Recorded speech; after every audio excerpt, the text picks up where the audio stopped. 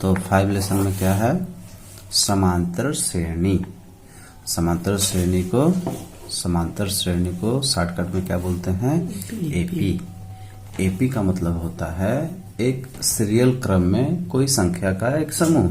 जैसे मान लीजिए 2, 4, 6, 8 डॉट डॉट लगा दिए हैं, है ना। 10 ठो इसमें पद है, मान लीजिए 10 ठो इसमें संख्या है ना। 10 तक नहीं, 10 ठो इसमें संख्या है, ठीक है। तो ये आपका एपी है, ठीक है। तो अब इसमें कुछ चीजों के बारे में आपको जानकारी होनी चाहिए कि इसको क्या कहते हैं, इसको क्या कहते हैं, मतलब इस जगह को क्या कहते हैं, इस जगह को क्या कहते हैं, इस जगह को क्या कहते हैं। तो फर्स्ट में जो है उसको A1 कहेंगे, फर्स्ट में है उसको A या A1 कहेंगे, सेकंड में है उसको क्या कहेंगे, A2 कहेंगे। और इसको निकालने का एक फार्मूला भी होता है A+D, ठीक है। थर्ड नंबर पे है तो इसको क्या कहेंगे, A3 कहेंगे। इसको निकालने का फार्मूला क्या होगा, A+2D।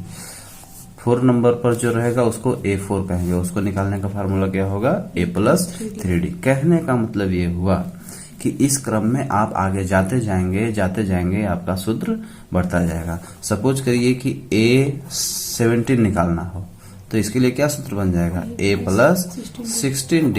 यानी कहने का मतलब यहाँ 4 था तो 18 हो गया, उसी तरह से यहाँ 17 है तो यहाँ क्या हो गया, 16 हो गया। इस तरह से आप कोई भी फार्मूला बना सकते हैं, ठीक है। अच्छा, अब प्रश्न उठता है कि 10 ठो पद है तो पद को क्या कहते हैं, तो पदों को क्या कहते हैं अंग्रेजी में, n कहते हैं। पदों को अंग्रेजी में क्या कहते हैं, n कहते हैं। इसमें जब 10 ठो पद है तो n इक्वल टू कितना हो जाएगा, 10 हो जाएगा। डॉट का मतलब ये बढ़ता हुआ है तो 10 ठो पद यहाँ लिखा हुआ है तो इसलिए n आपका क्या हो जाएगा, 10 हो जाएगा। अच्छा, अब एक और है इसमें कि जो लास्ट में रहता है, जैसे कोई एपी, मान लीजिए कि यहीं पास ये एपी खत्म हो गया हो, ठीक है, तो ये लास्ट है। तो लास्ट वाले को क्या कहेंगे, तो लास्ट वाले को कहते हैं AN। देखिए यहाँ लास्ट वाले को क्या कहेंगे, AN।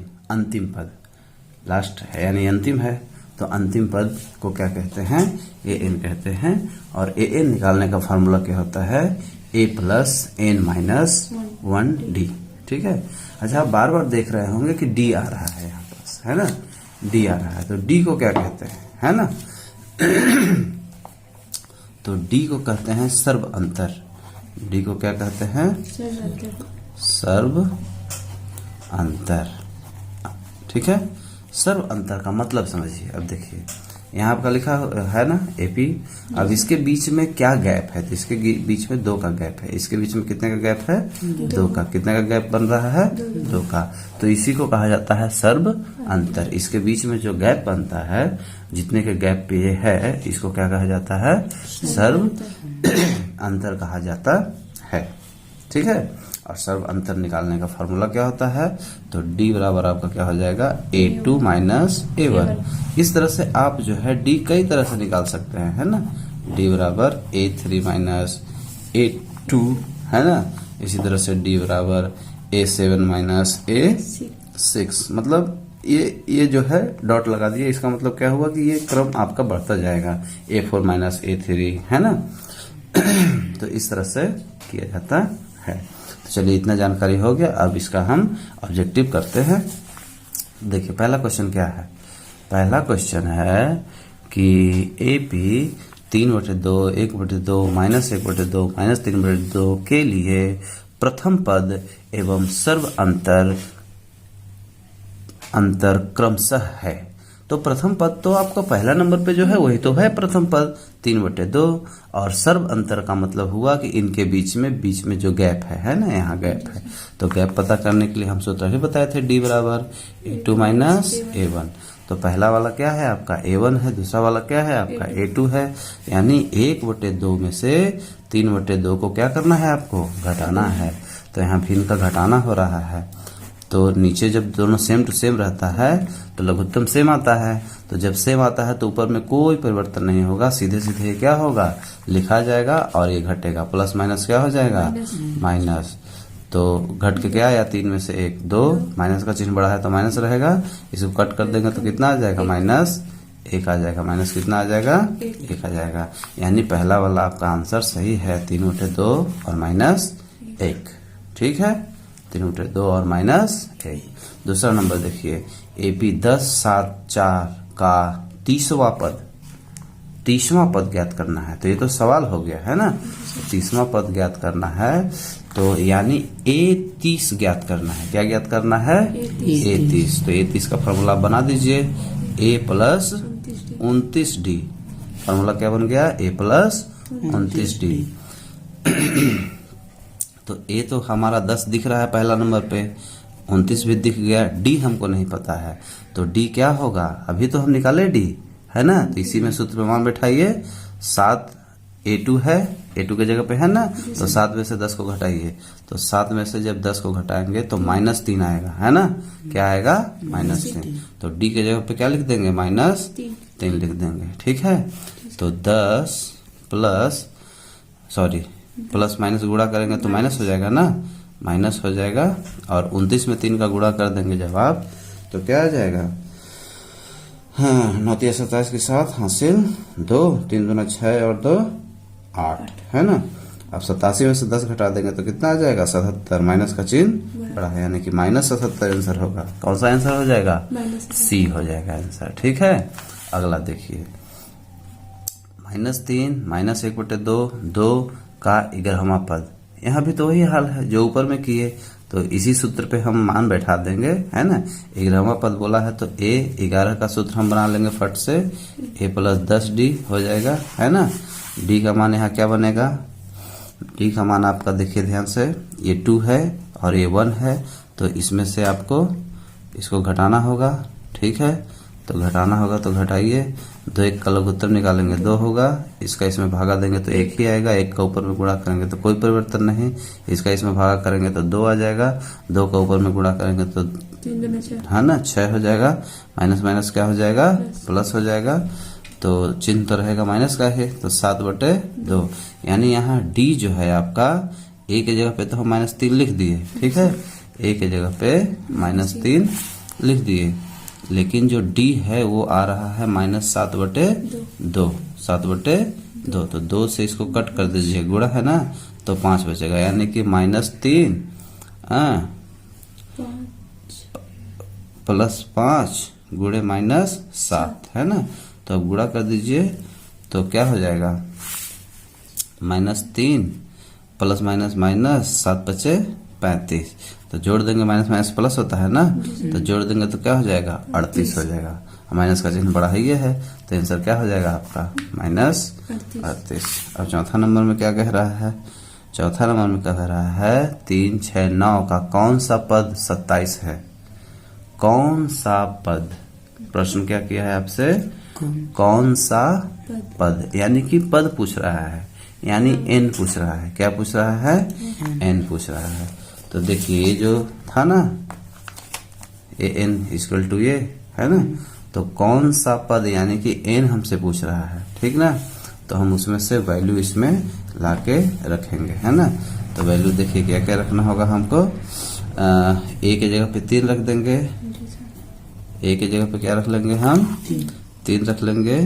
और D क्या हो जाएगा? 6 में से 3 घटाएंगे तो 3 होगा, 6 में से 3 घटाएंगे तो 3 होगा। और कौन सा पद 27, यानी कि लास्ट कौन सा पद 27, यानी कि इसमें लास्ट में 27 होगा, यानी an हमारा क्या बन रहा है? 27 बन रहा है। तो देख लीजिए इस तरह से मान हम बैठा दिए, है ना। an हमारा 27 बन रहा है, a 3 था और d 3 निकाले। अब इसको हल कर देना है, तो बहुत आसान है। प्लस में इधर आएगा तो किसमें हो जाएगा? माइनस में हो जाएगा, n-1, और ये गुणे में है, ठीक है। तो घटा देंगे तो कितना आ जाएगा? 24 आ जाएगा, है ना। और गुणे में है इधर तो क्या हो जाएगा? भागे में हो जाएगा, तो 3 8 24। और माइनस वाला इधर आएगा तो किसमें हो जाएगा? प्लस में हो जाएगा। यानी ये आपका कितना आ रहा है? 9 आ रहा है, सॉरी n आपका कितना आ रहा है? 9। यहाँ गुणे में था, इधर आया तो किसमें हो गया? भागा में कट गया, 8 आ गया, और फिर जोड़ दिए तो क्या आ गया? 9 आ गया। इसलिए आंसर आपका इसका क्या आ गया? 9वां पद, है ना। 9वां पद आपका आंसर आ गया। तो इसमें समझने वाली बात यह है कि ये जो सवाल है, ये सवाल थोड़ा समय लेता है, ठीक है। इसलिए इन प्रश्नों को मैंने पहले भी बताया था कि जो कम नंबर दे और समय ज्यादा ले, उन प्रश्नों को आप लास्ट में करने का ध्यान रखिएगा। उसी तरह से 5 नंबर में भी पूछा है आपसे -5 बटे 2 0 5 बटे 2 का 11वां पद, तो 11वां पद निकाल दीजिए, है ना। वही अभी तो ये सूत्र लगाए थे हम, इसमें मन बैठा के 11वां पद आप निकाल सकते हैं, ठीक है। अब उसके बाद देखिए आगे क्या है, रिक्त स्थानों की पूर्ति करनी है ना। समांतर श्रेणी 3/2 1/2 -1/2 -3/2 में सर्व अंतर डी क्या है, तो डी निकाल लीजिए ना, इसमें से इसको घटा के निकलेगा, A2 में से A1 घटेगा, तो 1/2 घटाना 3/2 है ना। तो अभी तो इसको हम हल किए थे, है ना। 1 - 2/2 तो -1 आएगा आंसर, है ना। हाँ, -1 हो जाएगा। यदि किसी समांतर श्रेणी का nवां पद 3 + 2n हो, है ना, तब श्रेणी का प्रथम पद क्या होगा, तो n का मान आप रख लीजिए ना 1, प्रथम पद यानी पहले नंबर पे, तो 1 इसमें रखेंगे तो 2 1 = 2, 3 जोड़ देंगे तो क्या आ जाएगा आंसर, 5 आ जाएगा। आंसर इसका क्या आ जाएगा, 5 आ जाएगा, ठीक है। आगे देखिए, आगे क्या कह रहा है, सत्य असत्य पूछा है, तो -2 2 -2 2 -2 एक समांतर श्रेणी है, तो भैया मेरे ये समांतर श्रेणी नहीं लग रहा है। क्यों? क्योंकि वही नंबर फिर से रिपीट हो जा रहा है, चाहे तो बढ़ते क्रम में होगा समांतर श्रेणी, चाहे तो घटते क्रम में होगा, तब ना उसमें बीच में गैप एक समान होगा। एपी होने के लिए बीच का गैप एक समान होना जरूरी है। इसके घटा के देखोगे तो एक जैसा नहीं आएगा। देखो 2 में से -2 को घटाओ, 2 में से -2 को आप घटाइए, तो बीच में घटाना का चिन्ह रखेंगे ना, तो माइनस माइनस क्या हो जाएगा, प्लस, यानी कि 4 आया।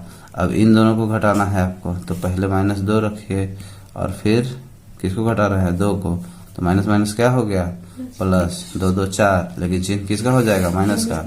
तो अंतर एक जैसा है, ये नहीं है, तो ये एपी कहाँ हुआ, समांतर श्रेणी नहीं हुआ, समांतर श्रेणी यानी एपी नहीं हुआ, तो ये असत्य हो गया, ठीक है, ये आपका असत्य हो गया। आगे देखिए, ए बी सी एपी है, तब बी बराबर A + C/2 है, बी बराबर A + C/2।